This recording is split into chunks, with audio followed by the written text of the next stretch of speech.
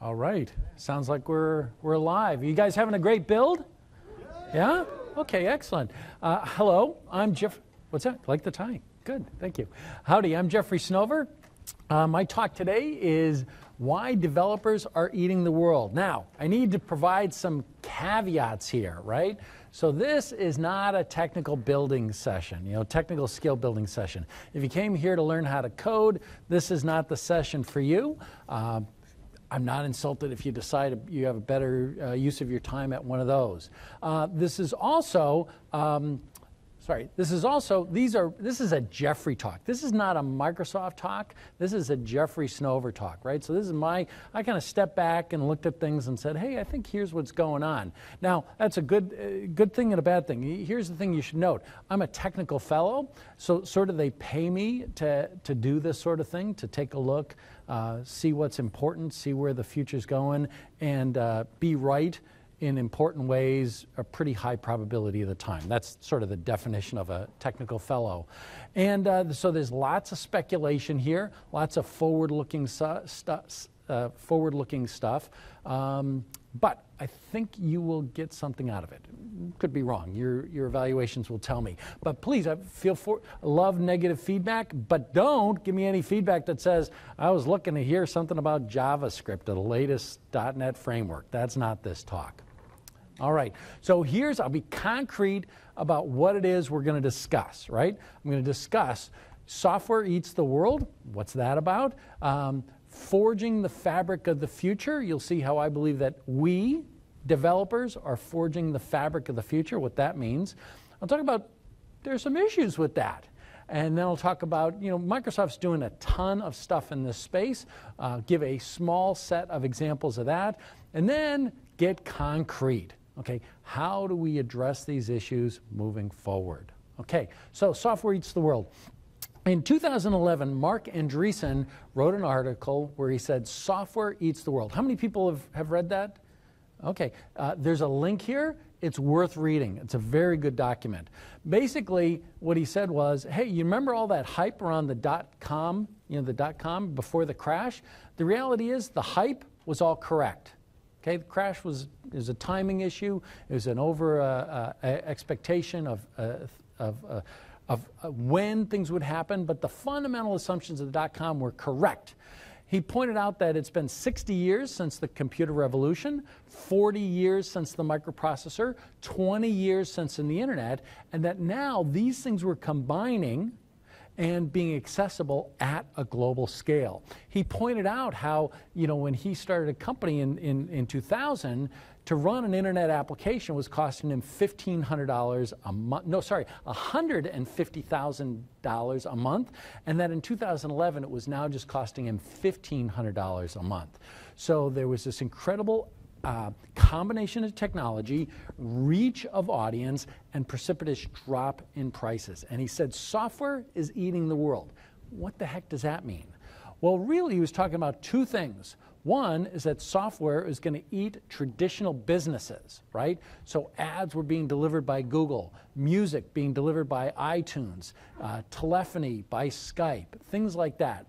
But also for things where the entire business was not being replaced by software, where the business stayed the same, that software represented a greater part of the value chain for a business, okay? So business starts with some raw components, they deliver something to customer. And what he was saying was that software plays a more and more important role of that entire value chain. Cars are the best example, right? Cars. You don't drive a computer, you drive a car. And yet software is controlling the engine, it's controlling the safety systems, it is providing the navigational systems, the in-car entertainment systems, and most importantly, it provides new business opportunities, something they like to call post-purchase monetization opportunities. So even for all these things, right, defense, software-driven, retailers, software-driven, just each of these businesses, more and more their value is being delivered by software. And what he said was that companies in every industry need to assume that there is a software revolution coming, okay?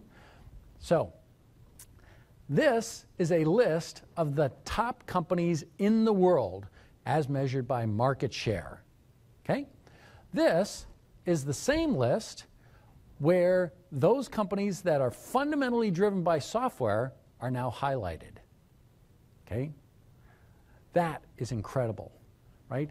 The majority of the largest companies in the world are primarily software companies. Software is eating the world. Now, this is that list, largest group of companies, when Andreessen wrote his article in 2011. Those highlighted are the software companies. Okay? So, from 2011 to now, that's what's happened. So, software is eating the world. You, as developers, are kind of important. So if your employers are not treating you importantly, make a note of that. There are other people who will. I'm actually very serious about that.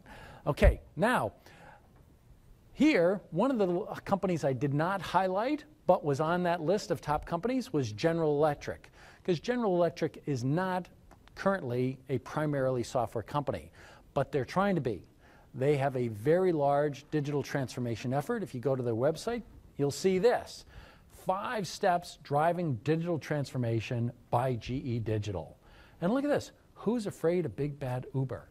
So GE is talking about the competitive threat by Uber. Okay? Here, 2 other, so GE's on this list again.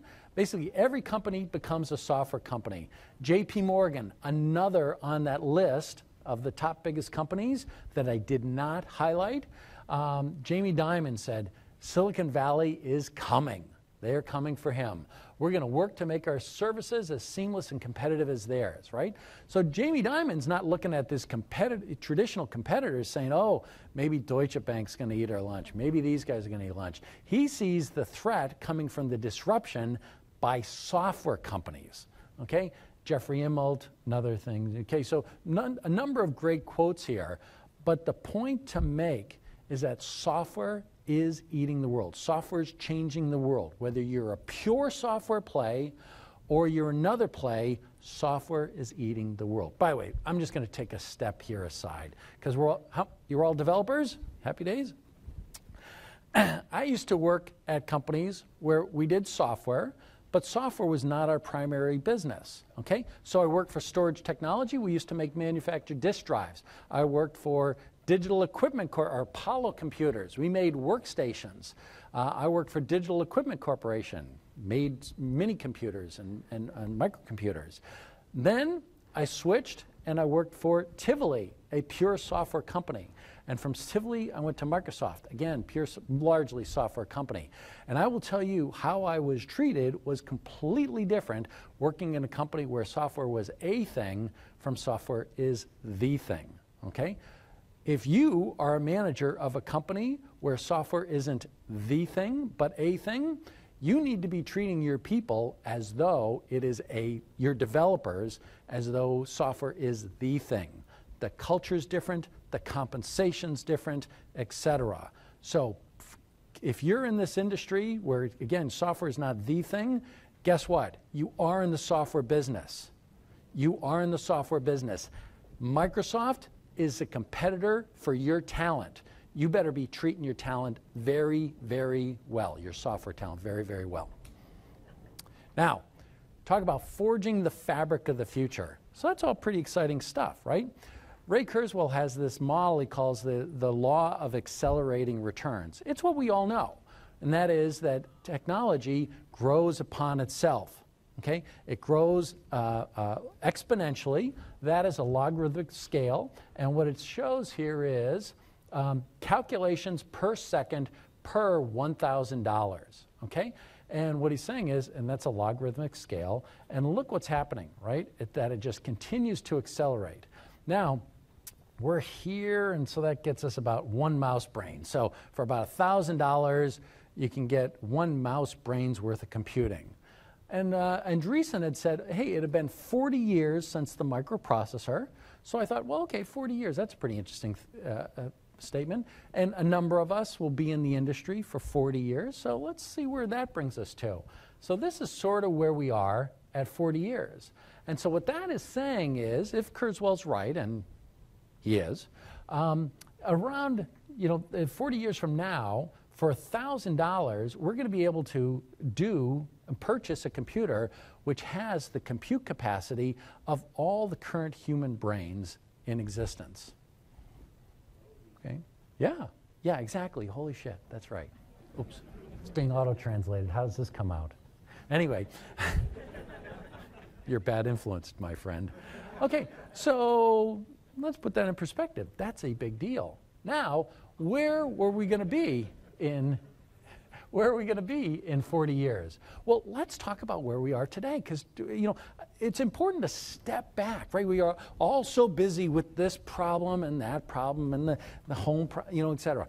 You need to stop and look at where we are and then think about where we're going, because where we are is pretty freaking incredible right now. Azure is planetary scale compute infrastructure that you can buy and stop using. You can buy VMs in Asia. You can buy VMs in Europe. You can buy VMs in Africa. Just boom, go and get it. And then it's available to you in minutes. That's crazy stuff, right? There are over 2.5 billion cell phones today. That's 2.5 billion people that, okay, well, a cell phone, that's a pretty capable thing. But the real power of the cell phone's the other end of the cell phone, right? It's going up to the network, right, into the cloud and consuming, leveraging hundreds of thousands, millions of cores all delivered to that cell phone. By 2020, we expect over 6 devices per user. I think that's actually low. I think it'll be high, but maybe on aggregate that's true. So we have smart homes now. I have one of them. They're not quite smart, but they're getting there. They are computer controlled, let's call it that way. We definitely have smart grids, and we also have things like smart chemical processing plants. Okay, wait a minute. And what are the trends? Okay, so we see trends like information and education delivery, right? Computers undeniably successful in that area, right? Khan Academy, Pluralsight, Lydia.com. Control over more and more of the physical world, okay? More and more control over biological systems, including real-time biological systems, not just intensive care units. Scott Hanselman talks about having a glucose monitor that's being run on an open source. It's a little bit scary. So real-time biological control systems, attention management systems, surveillance systems, professional cybercrime, nation cyber attacks. Did you get that list? Here are the trends. I mean, with this incredible capability, yay, but look at these things, right? Nation-state attacks, cybercrime, surveillance, attention management. Think of where you're going to be with these trends, that escalating technology capability, and then 40 years from now, okay? So, here's the observation. Andreessen was right. Software eats the world. But if software eats the world, where'd that software come from? And the answer is developers, right? Now, what could possibly go wrong? Okay. Now, here's my central thesis, right? The people in this room are the ones that are going to be building, literally building the fabric of the future. All those things, real-time control, biological control, information delivery, learning, etc. Literally, you are going to be, the fabric of the world in 40 years is going to be running on software developed by this group of people, okay? And so we need to stop and ask ourselves, what kind of world do we want to build? Because left unanswered, we'll just make a set of assumptions and we could build a world that we don't like. So let's talk about that a little. Let's talk about some of these issues that we see here. Give me 1 second here. Okay, let's talk about some of the issues. Because the reality is that the future provides both challenges and opportunities. Okay, so we are on the cusp of a technology revolution. Many people have referred to this as the 4th industrial revolution. This revolution is going to change the way we live, the way we work, the way we communicate, the way we learn. And this is not the first time this has happened. We've had other large changes before, right? Each time it's been sort of a central set of technology or set of technologies that spurred dramatic and rapid change. And it's about to happen again. So the first industrial revolution was all built around the steam engine. The second industrial revolution was focused in around internal combustion engines, and around electricity. The third industrial revolution around microelectronics, microprocessors. And the fourth, the intelligent cloud, intelligent edge, are combining in a way that provide really sort of unprecedented power and are going to bring about this fourth industrial revolution. And with that, there's going to be great change. Now, again, think through this model of the cloud computing, right? We literally have hundreds of data centers. Microsoft itself has over 50. Well, we have 50 regions. In each of those regions, we have multiple data centers. So if you've ever seen those, it was one of the things I don't think we make clear enough. We have this great video showing the fly-through of a data center. That data center is not a region. That data center is a data center. Multiple data centers separated by space form a region, okay? So anyway, there are hundreds, we have 50 regions, many, many, many data centers. Think of the other cloud providers. There's lots of stuff running up in the cloud, okay? Now combined, these data centers have the ability to compute and store just incredible amounts of data, right? Now, the benefit of all this could be enormous, right? We could use this to reduce diseases. We could use it to reduce poverty. We could do this to help understand and manage climate change. But the reality is that we're already starting to see some of these changes and some of these benefits now. But technology disrupts everything. It disrupts it for good and it disrupts it for bad. Right? Most of this we've seen is positive, but the reality is you just can't go a week without watching the news or picking up a paper to see the clouds on the horizon, okay? So, a few examples. Job displacements, right? Lots of people are very worried about the role of automation in reducing jobs, okay? Now, we all have different assessments of where we will be with autonomous vehicles. I will tell you this for certain. There are two problems. This is the job of an architect. An architect's job, I say, is the art of deciding when one thing should be two or two things should be one. Right now, we talk about autonomous vehicles as one thing. We really need to talk about it as two because they are very different problems. One autonomous vehicle is the thing most people talk about. Oh, I'm in a car, I'm on a rural road, blah, blah, blah, blah, blah, I'm a commuter. That's one set of problems. There's another autonomous vehicle problem, and that is long-haul trucking. Long-haul trucking. Long-haul trucking is a dramatically simplified problem. Its benefit, its economic benefit to those who use it is vast compared to you just want to put on your makeup while you're driving to work, right? Or you want to watch a DVD while you're going to work. There's no economic value there. But long-haul trucking, there's incredible value. When you put something in Boston, on a truck in Boston, that trucker can only drive 8 hours a day. Now, then when he stops, he's got to stop for the rest of the day before he picks it up and goes. There's all your capital sitting on the side of the road. That's capital not being productive. If you're a finance guy, they talk all about earns and turns. Earns. I invest $1. How much do I get back? $1.50. 50 cents. Great.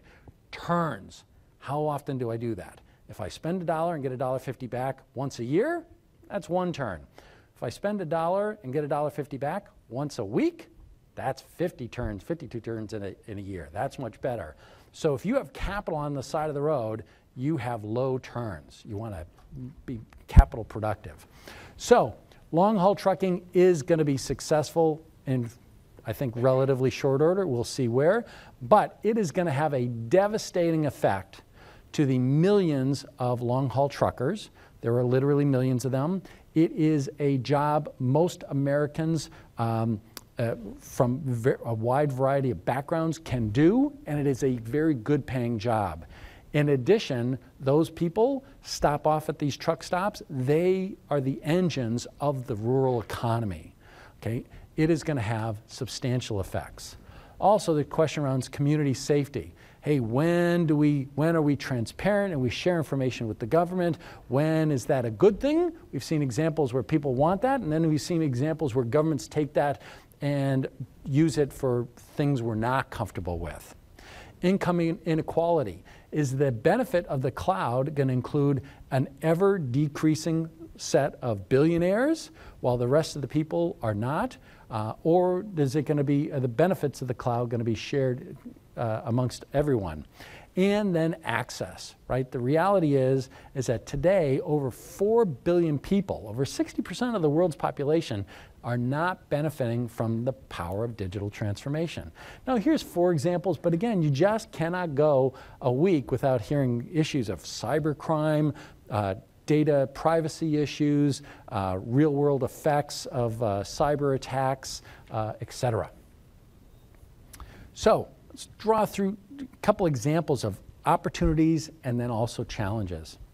So here is a chart that shows an estimate of what happens when people have steady state AI. Take AI and deploy it. What will that do to the economy? So the smaller bars here, bright pink, is an assumption of the GDP going forward. And here's an assumption of what happens when you have AI at its steady state. You see a dramatic increase in the gross domestic product of countries. Now I will tell you, a very small uptick in gross domestic product, like 0.5%, is an enormous thing. I never had that in focus, like, oh, why is everybody getting excited by a 1% increase in the GDP? A 1% increase in the GDP is huge. So these numbers are just enormous. But there's also challenges, right? It can displace jobs. Here, someone had done an analysis of those jobs that were susceptible to automation, right? So lawyers, not so much, but somewhere in here, paralegals, very high. Legal assistants, okay? Guess what? These people are already making a lot of the money. These folks are the folks who are trying to go up, you know, rise up the ladder. You can see where this left unaddressed, the rich are going to get richer and the poor are going to get poorer, right? They get automated out of a job, okay? Loan officers. There's a number of things where the task itself lends itself to automation. So there's great disruption here. Now some people will say, oh, well, for every wave of automation, there's always a wave of new jobs. And that has been true. It's unclear that this will be the case here. And it's unclear that there will be a mesh, a smooth timing between the decrease of jobs and the increase in new jobs. Nobody said that happens at the same time. And if there's a gap, you got social disruption, you have problems. Technology, businesses, and governments have worked together to really make incredible progress on world poverty. So this is a percentage of the population, that's world population, living in poverty, okay? So this goes back quite a ways. I think it's 1820, and look where it is now, right? And then we started mapping. This is people living with less than $1 a day. I mean, and this, yeah, I mean, it's just made great progress. So happy days, right? Everything's great. Well, now let's take a look at income inequality. This is the share of global wealth, okay? And this is the percentage of global wealth owned by the top 1%. And this is the share owned by everybody else, okay? That's not quite stable. Here is a list of internet usage, and you just see the access to the internet is exploding. But at the same time, take a look at the costs associated with cyber attacks and cyber crime. And I will tell you that that is not, I believe that that is not an accurate number. I know that there have been a number of cyber attacks where there have been substantial economic harm that people just shut up about. They don't report. They don't want anybody to know. So in fact, I think this is even worse. Now, technology revolutions can be disastrous, right? There are these disruptions, right? There's huge societal changes, and there are the growing pains of the new technology, right? Back in the first industrial revolution, the innovators of the age were called mechanical engineers. And these guys moved fast and broke things. Sound familiar? But when these guys moved fast and broke things, like lots of people died. Like lots of people died.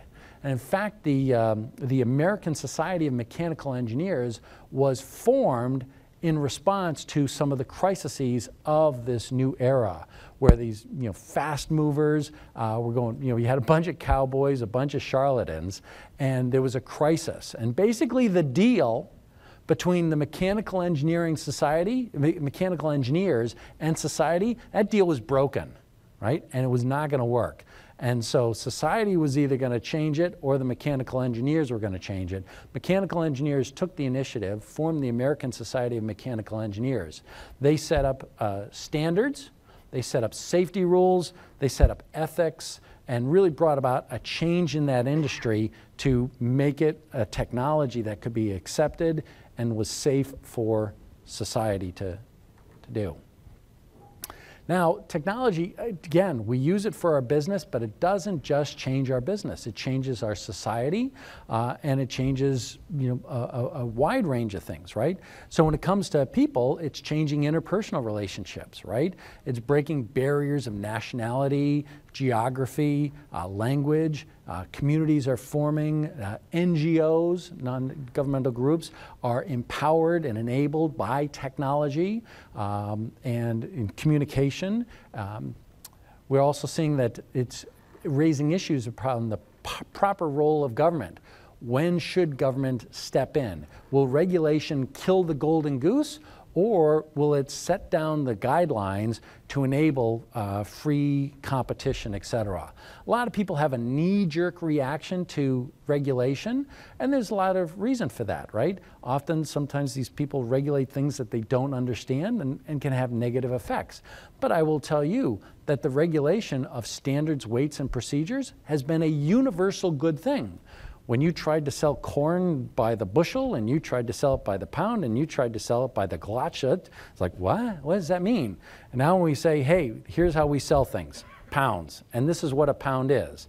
Then when you say I'm selling it for $2 a pound, and you tell me you're just selling it for $10 a pound, I can ask some interesting questions and make informed choices. So sometimes regulation is absolutely not always bad. Sometimes it is, in fact, very good. And privacy. In a world now, like literally, where most everything you do can be tracked and recorded forever, what does that mean in terms of privacy, right? And you'll see in Europe, I think they're a little bit ahead on this with things like the right to be forgotten and things like the GDPR. So I've recently come across this phrase, and I really like it a lot, basically being woke. Woke, what the hell does that mean? I looked it up. And woke is basically being aware and knowing what's going on in the community. And so when we say developers are eating the world, what I think we want to be is we want to be woke developers are eating the world. We want to awaken to these issues, make conscious decisions, because if we don't, bad things will happen. So concretely, look, we're developers, right? We know how to deal with our concerns, right? We know about technology concerns. We look at a problem that we have to solve, and we know to take a look at the technology choices we have and to say, hey, have I got the right fit? Am I using the right tool in the right place?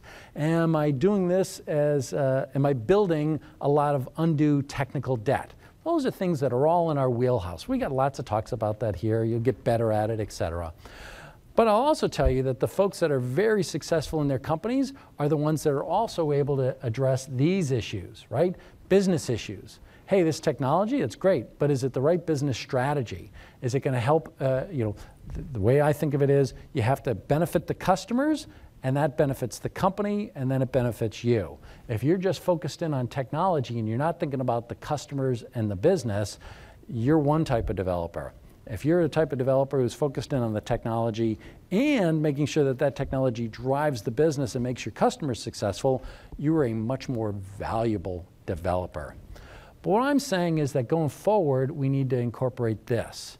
And that is to step back and say, hey, what are the societal implications to our technology choices, right?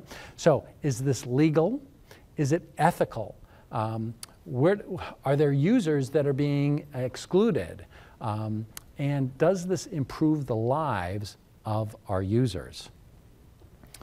So disability, we now have, there's some laws around developing software to help and enable people with disabilities.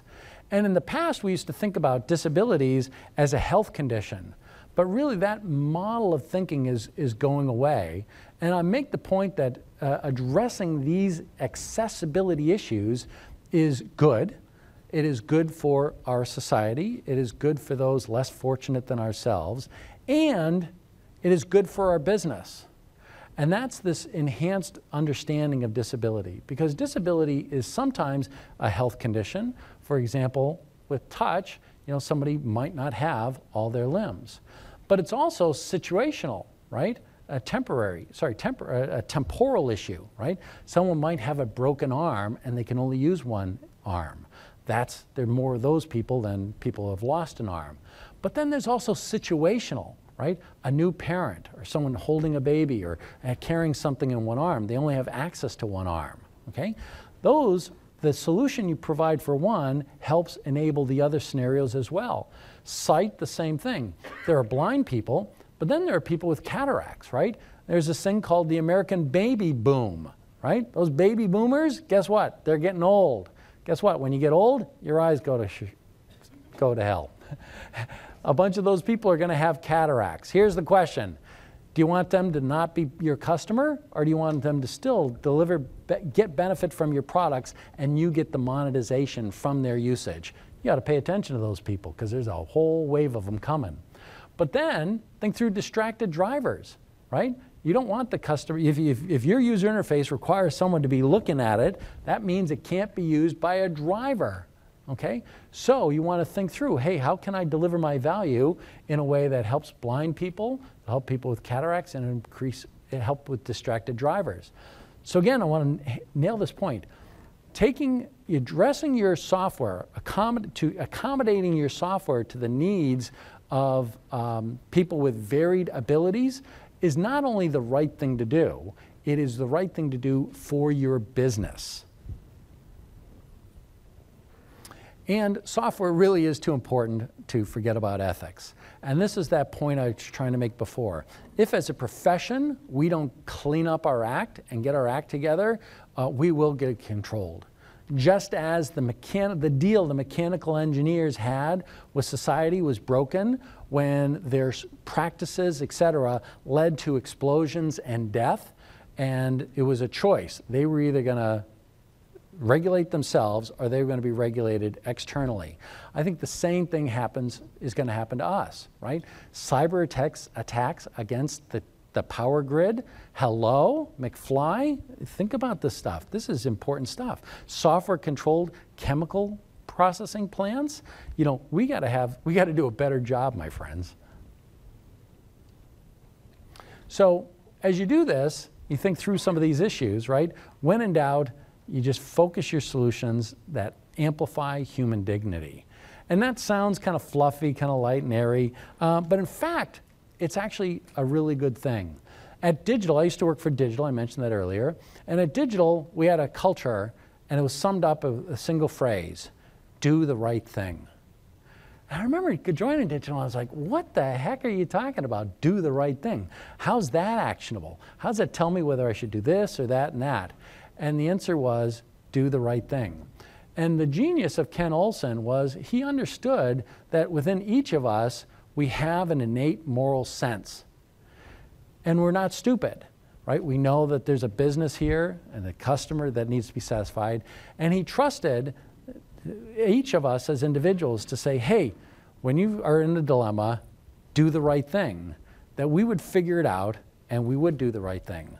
And sometimes you got that right, and sometimes you get educated about other factors to go into your calculation of doing it right. But it worked incredibly well. And if you search the history of Digital Equipment Corporation, you'll find that it was one of the most progressive and morally ethical companies we've really ever had. Just fantastic leadership there. But the point is, you don't need to be overly complicated. You don't need a detailed spec. Under these conditions, don't run over the person. Under these conditions, run them over. You don't need that. Do the right thing, right? When in doubt, amplify. Pick the solution that amplifies human dignity. I'm going to drill in. There are lots of aspects here that I've talked about: security, privacy, etc. AI has on fire, right? If you have not up on current news, AI is on fire. There's an incredible amount of optimism around AI. Let me show you a tape, and by the way, I share this. It is incredibly cool stuff.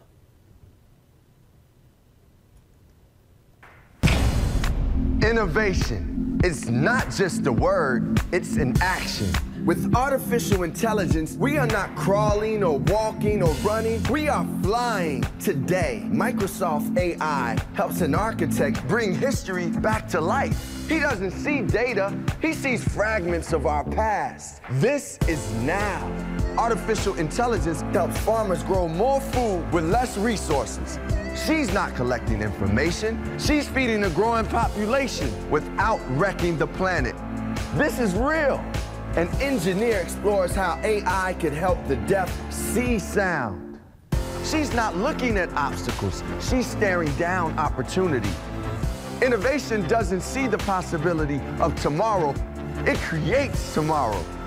And are you ready for the headline? Tomorrow is here today.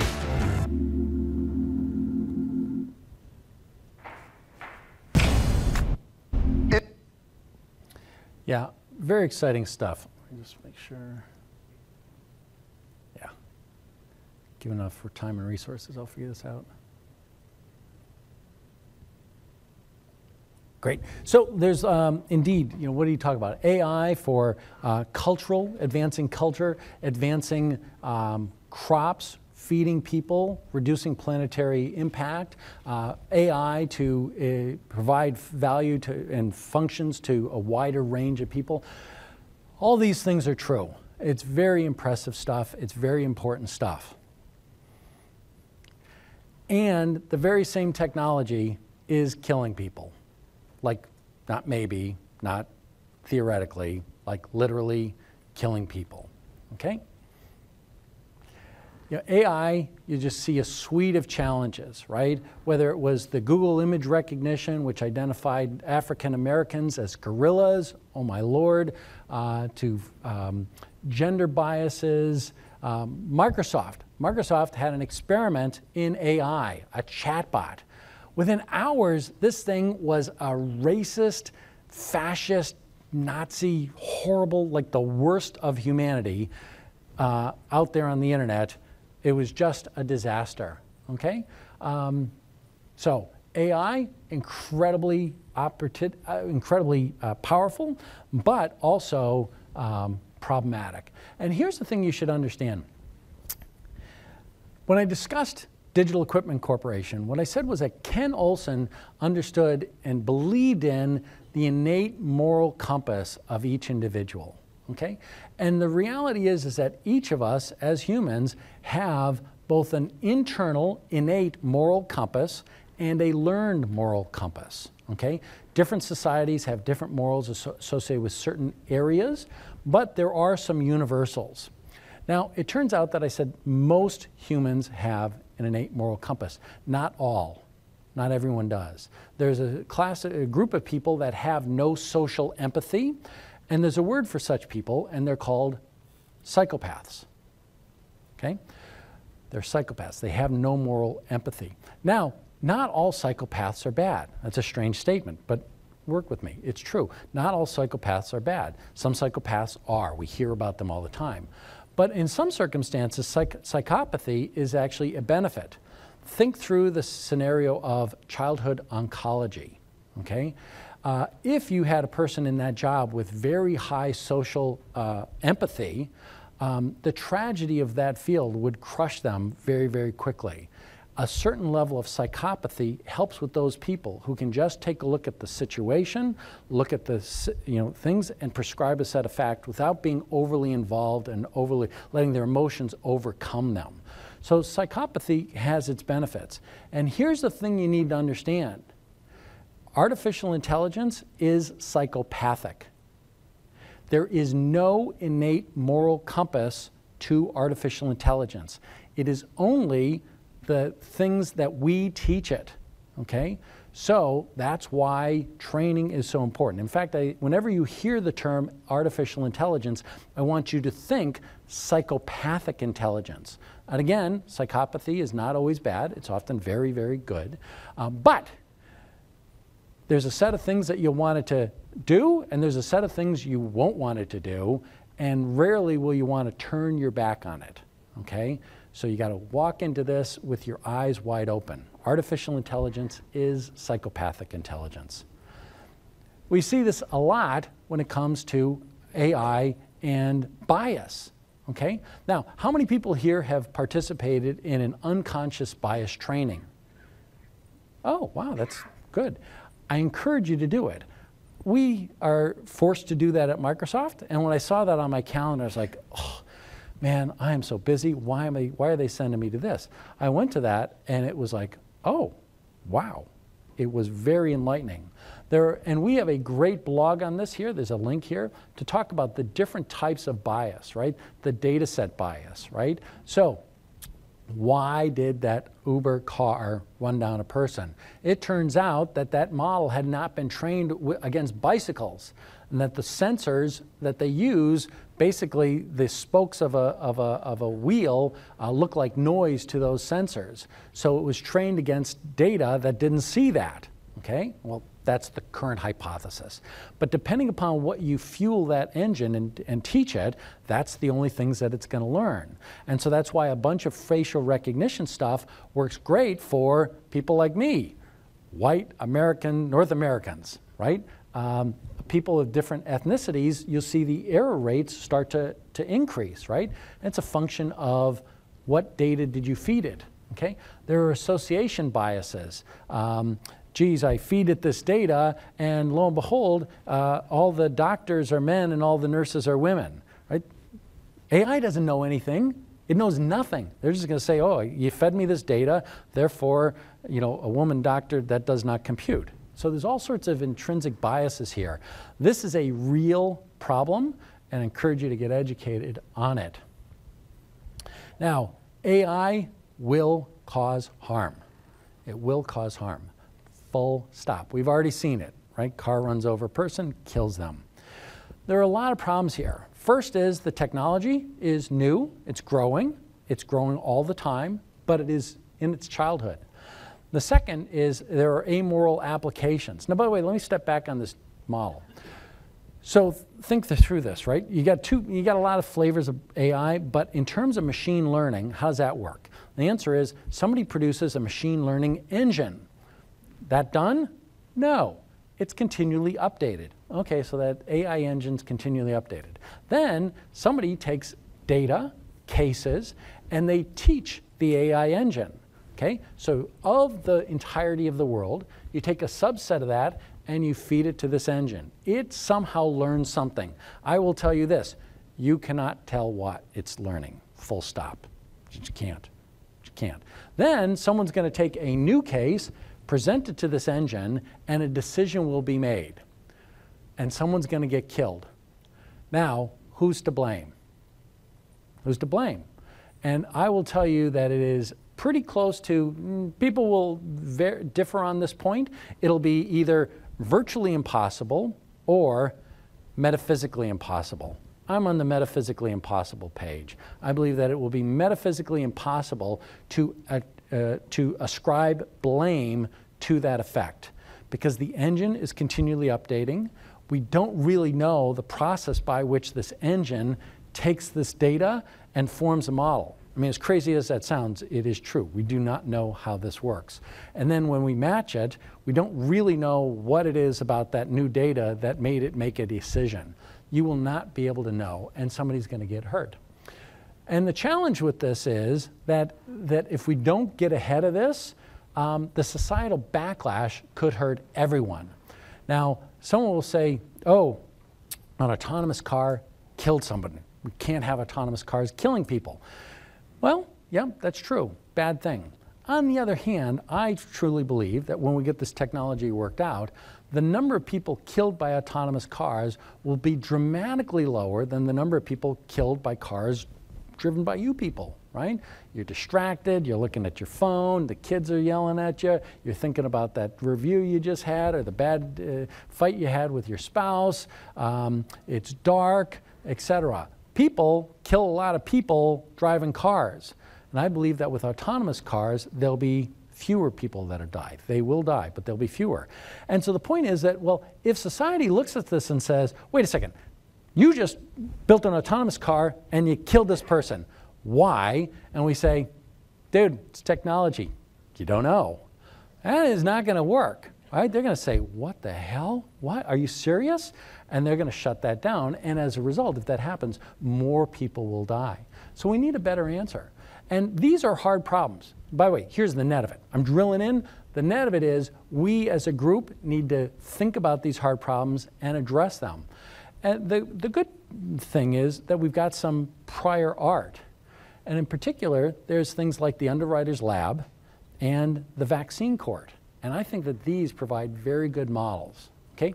Now, just as I had mentioned the Society for American Mechanical Engineers, there was an electrical engineer who went to the Chicago World's Fair, and what he saw there horrified him. So basically he was there to inspect electrical systems to prevent fires, right? It was one of the largest attended events in the world, even to this day it was, and a fire could be devastating. So he got in there, and what he realized was that they were at the same era, they were about to have the same problems that the mechanical engineers had. And so he set up Underwriters Laboratories. So Underwriters Laboratories established, they are effectively in the trust engineering business. The trust engineering business, okay? So what does it say? Underwriters Labs helps companies demonstrate safety, confirm compliance, enhance stability, manage transparency, deliver quality and performance, strengthen security, protect brand reputation, build workplace excellence, and advance society well-being. So Underwriters Laboratory establishes these standards, ethical and electrical, that everything you buy has, right? You cannot buy something in America that has not been UL certified, right? How many people go to the store, electronics store, see something very attractive, and then pause and say, I wonder if I buy that, whether it's going to kill me, right? Anybody do that? No. And the reason why you don't do that is because of Underwriters Laboratory. You cannot sell these things unless they go through this testing, right? And they have these standards for how you design circuits to be safe, to be transparent, etc. They have engineered trust into the system, okay? We have no such practices in software engineering. We have no such standards in AI. We will. There is something called the Vaccine Court. In fact, its proper name is the National Childhood Vaccine Injury Act. Here's what happened. In the 1980s, there were a number of people who vaccinated their children. They believed their children were harmed by these vaccines, and they sued the vaccine makers, and they won. The vaccine makers had huge awards fined to them. They did what a business would do. They decided, we're not going to build vaccines anymore. This is an unprofitable business. We're out. All but one vaccine manufacturer stopped building vaccines, stopped creating vaccines. Congress looked at this and viewed it as a national security threat. Without vaccines, you threatened the herd immunity of the population, and it opens us up to devastating effects. So Congress acted, and Congress created this act. And what it did was they set up a no-fault system for litigating vaccine injuries.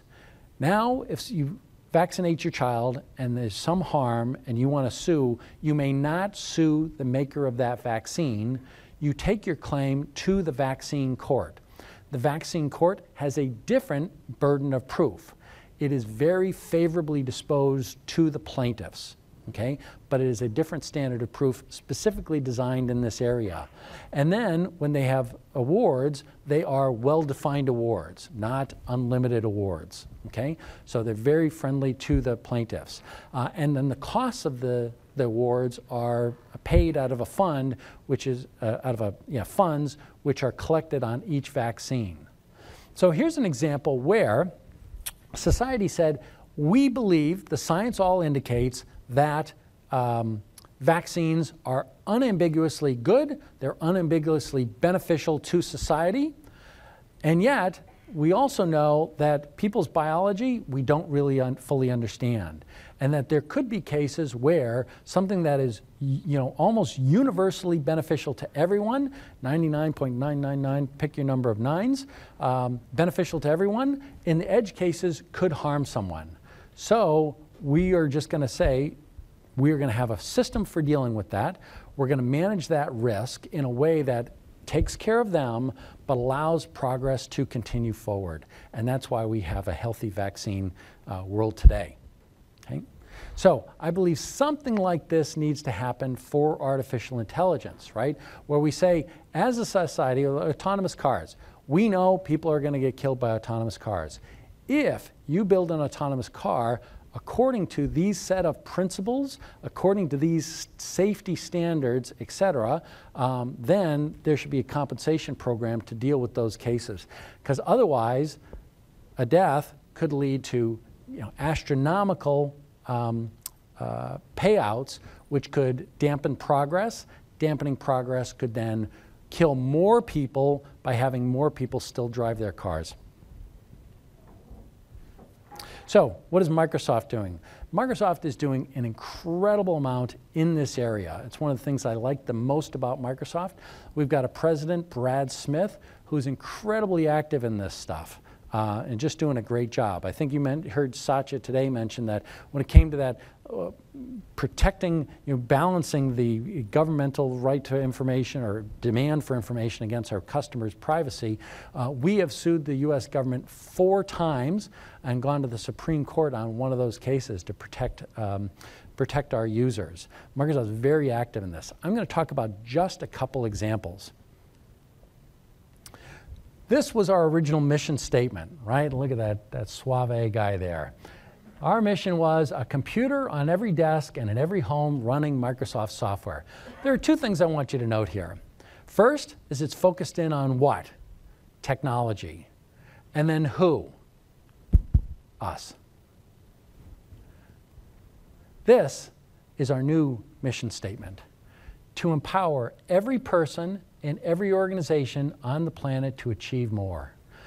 Notice that this is focusing in on advancing the achievements of people and their businesses. It's a very different company, very different mission. As we pursue the cloud, we have a wide range of initiatives to make sure that this cloud, which again is building the fabric of the future, is a trusted, responsible, and inclusive cloud, right? So I mentioned to you the lawsuits that we have, protecting our users' information. Responsible cloud, we go out of our way to use clean energy and be carbon neutral as much as possible. And amplifying human ingenuity through artificial intelligence. We have a different point of view on artificial intelligence from our competitors. We're very clear on that. And then in terms of an inclusive cloud, we focus in on things like making sure that it's useful for people with disabilities. And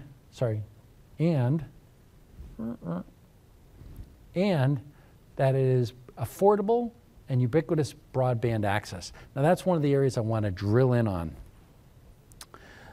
Today, 34 million Americans don't have access to broadband. 34 million Americans don't have access to broadband. Most of those are in rural communities. Okay?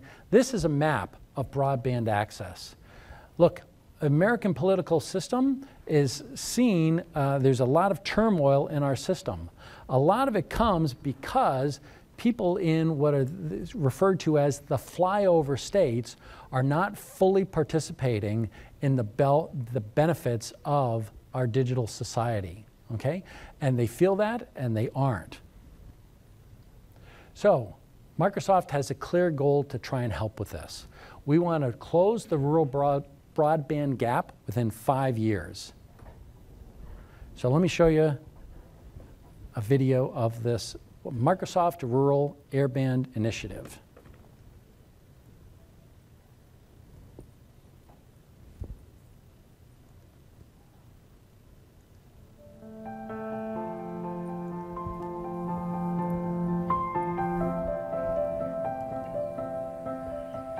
Just because you live in a rural area doesn't mean you shouldn't have the opportunity to be connected.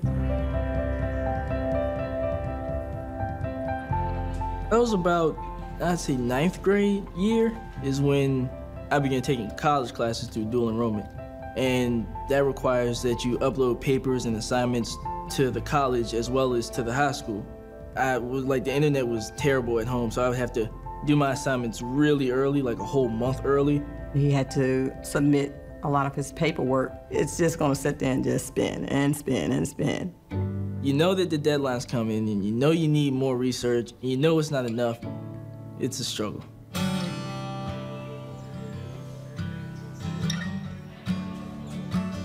In the beginning of the semester, one of the questions I asked the students, just a show of hands, who has internet access? And typically, just a few. Right there, that tells me that I have to be a little limited in any kind of homework assignment I give. It's a handicap for teachers in the 21st century. I mean, here we are, hands are kind of tied. The homework gap is a major problem for our region. And the exciting part is that Charlotte and Halifax County, our 2 pilot areas, are no longer going to be left behind in this digital divide.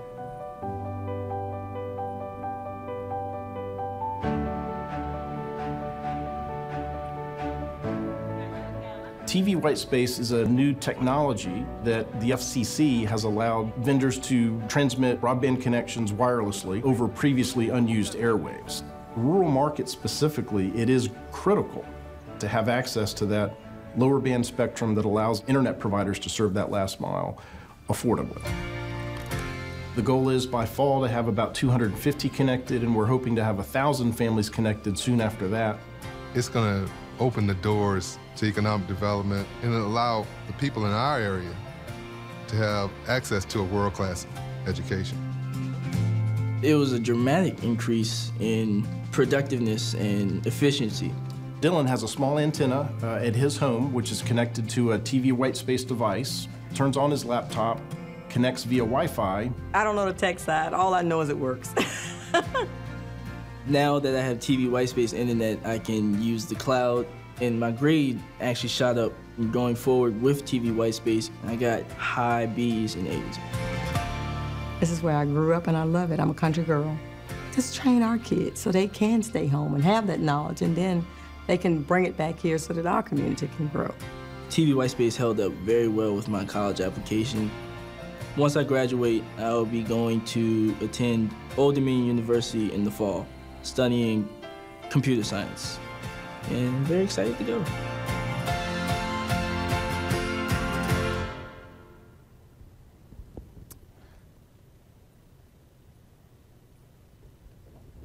Yes, that's our airband initiative. I'm really I like that. So this is all great stuff.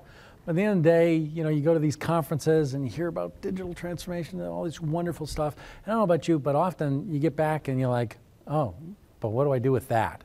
So I'm going to try and now change gears and get very concrete.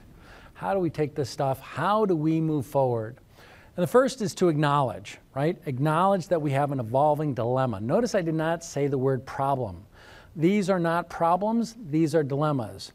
Problems are things that can be solved. These are not things that can be solved. These things are dilemmas. Dilemmas must be managed. They must be managed on an ongoing basis. okay?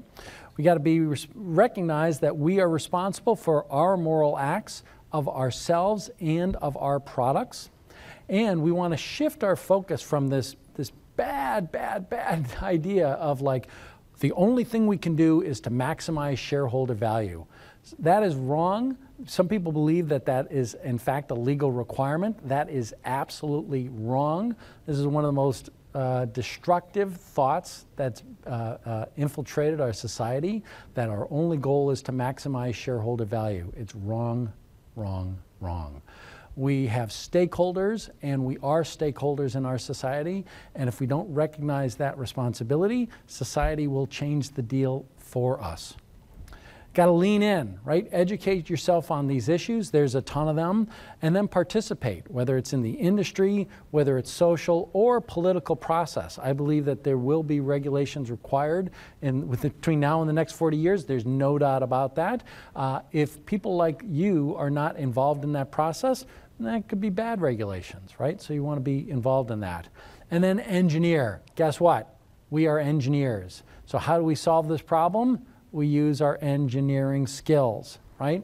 So number one is, it's not a problem, it's a dilemma. That means you incrementally improve yourself, your team, and your products, right?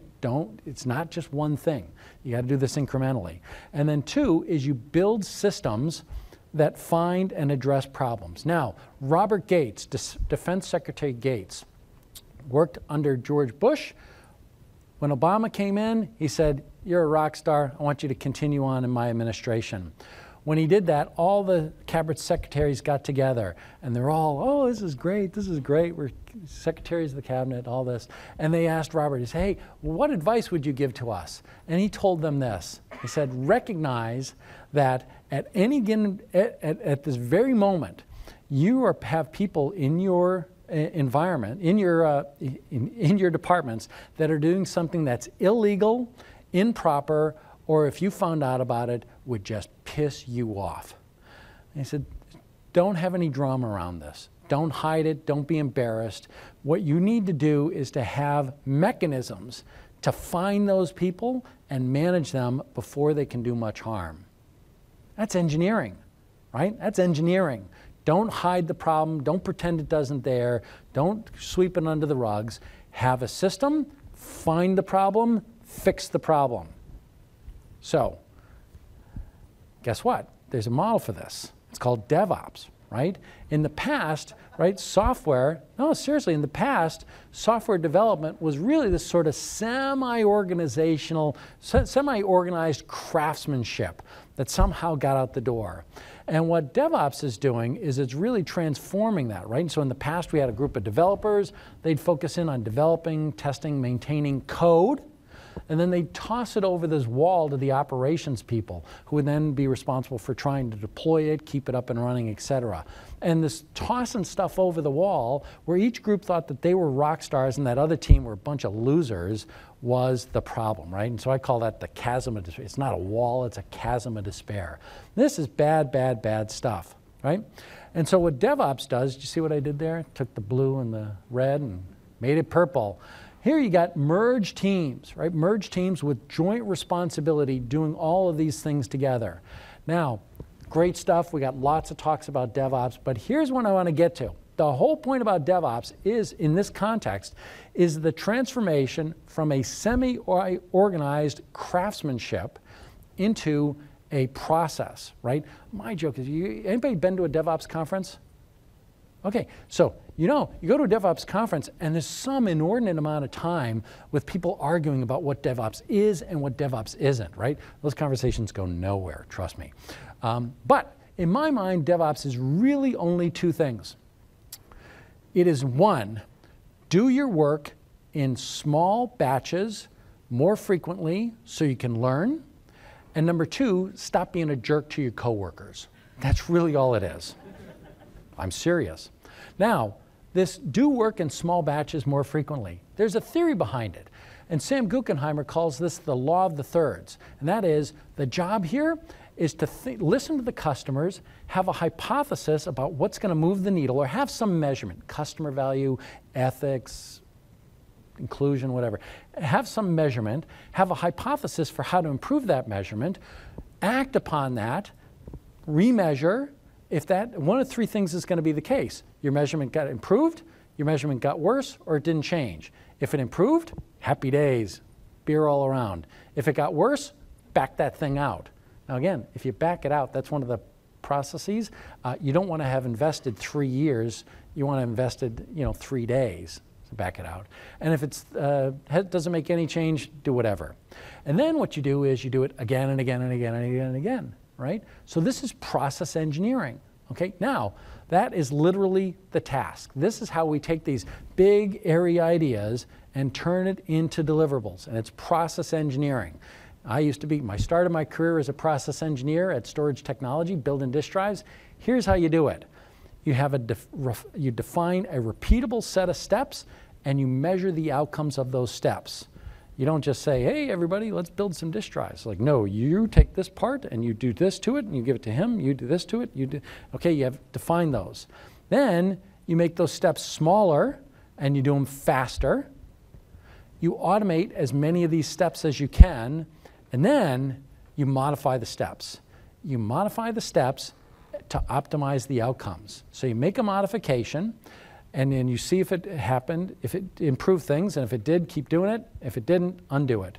But then, as new problems occur, you define new measurements, and then you modify, you either produce new or you modify the steps to improve those things.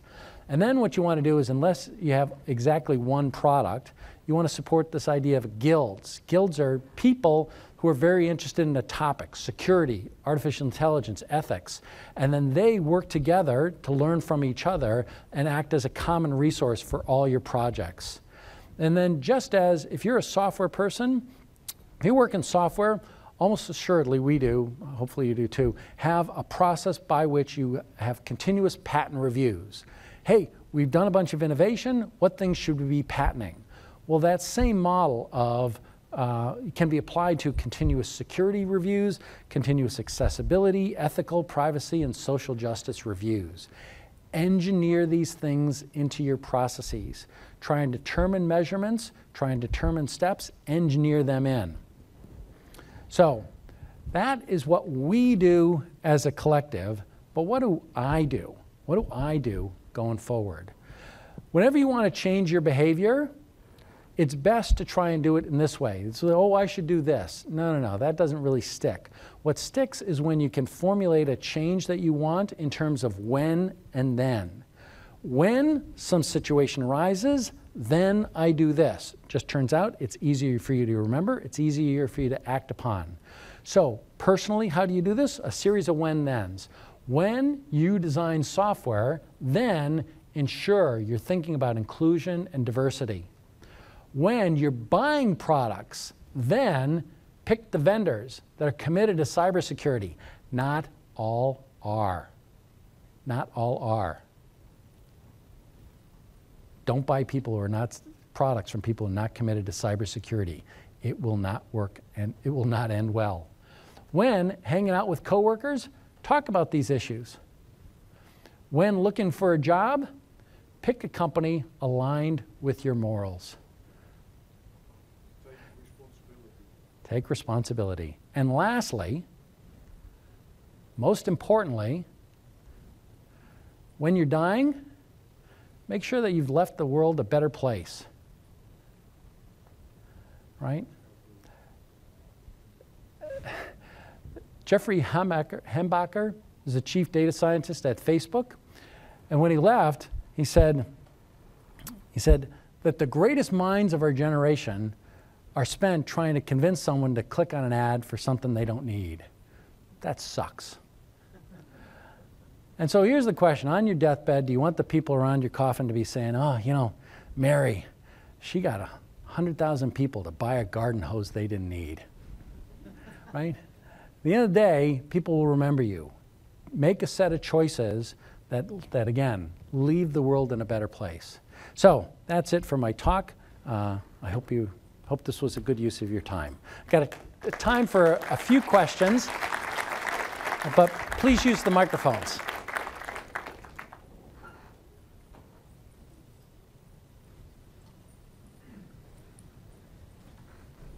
Thanks. I appreciate everything you had to say. So my question is actually directly relates to the current Microsoft slogan. So that idea of empowering people to achieve more, my question is, who's left to direct what we choose to achieve? Because if we are, like the DevOps thing, that is objectively the most efficient and most effective way to consistently produce quality software without bugs in a predictable time frame. But it doesn't say anything about what software you're producing. And so if I work for an ad company, that's reason for being is to get people to click on those things that they don't need. DevOps doesn't really seem to address that, and neither does the Microsoft slogan or a lot of the things that... I got it. You were bringing up a fantastic question because in general, I'll just say it's a dilemma. In the past, our model was, you answer that. I mean, look, I don't have an opinion on that. You figure that out. I empower you with tools. You'll see now that that posture is being questioned. A set of Google engineers had a petition to management saying, we don't think that we should be participating in this AI project with the defense company. And the details of that we don't know, but they stood up and were very public about this. That's a, hey, maybe we shouldn't be doing this. Microsoft, Eric Horvitz leads a bunch of our AI stuff, recently disclosed that Microsoft had turned down a set of very large business opportunities because we did not, we felt that those business opportunities' use of our AI technology would not produce a societal good. Details, I don't know. I'm not sure I want to know. But that issue of who answers what we should be achieving more with, in the past, it's just been, that's up to you. And now you see companies having more and more of an opinion about that.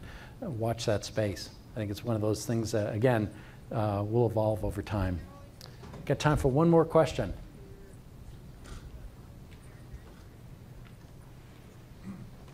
I know if I sound biased, but is it, in general, software engineers, majority of them have a maybe a little bit exclusive point of view on the world, so we should be careful about not designing software only for ourselves if we tweet everything else in this world? I don't know if you mentioned this, anything like that while you're present. Say it again, that the software engineers have a point of view? So I mean that if we had to design a software to eat everything in this world, so we should be also think about all like creative people or people who are not engineers. Yes, absolutely. Yeah, and in fact, it's one of the reasons why I'm a big fan of having software development teams with a wide group of people, right? People who are great at AI, people who are great at C# or whatever, but then also people who are, with a humanities background. My background is in physics and philosophy, and guess what? I bring a lot of that to the job. And so I think you want to, as you build your teams, you want to recognize, what is a team? What is a team? The theory of a team is as follows. Theory of a team is a collection of individuals in a structure that allows their strengths to be amplified and their weaknesses compensated for.